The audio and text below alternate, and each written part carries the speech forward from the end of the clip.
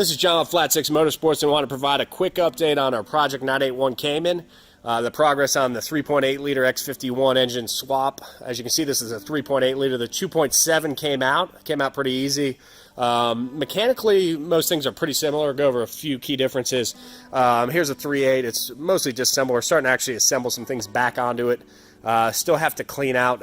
It's a direct injected engine. Had 28,000 miles on it when we got it, but a little bit of carbon buildup inside the valve, so we're going to clean that up while it's out, replace some of the seals, gaskets, all that kind of good stuff, spark plugs, all the typical things you would want to do if you have an engine out. Otherwise, we're going to bolt it right in. We're not going to do anything to build the engine at this point. Maybe down the road we'll explore that. There's some interesting options with some stroker kits, some custom cranks, and things that cost a lot of money. So let me just pull around to the other side of the motor real quick. So here we are at the back side of the motor. You can see the bell housing there where the BBI sport clutch and lightweight flywheel kit is going to go. Really excited about that. It's going to have this thing revving freer, a little lighter weight too.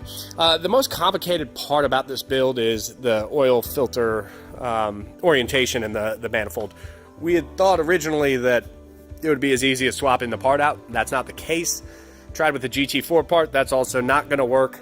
So there are some things you're going to have to do to modify the 3.8 to make that orientation work with the oil filter down below to service below, unless you want to take your engine cover off every time. And again, I'm not too sure about fitting it without everything assembled onto it anyways. So we knew we'd have to do this.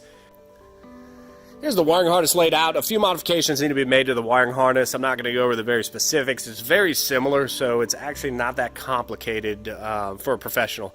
This is not a DIY job, but we're working on there's a few different things. The X51 manifold has a set of flappers in there that are controlled, but everything else is pretty straightforward if you know your Porsche stuff.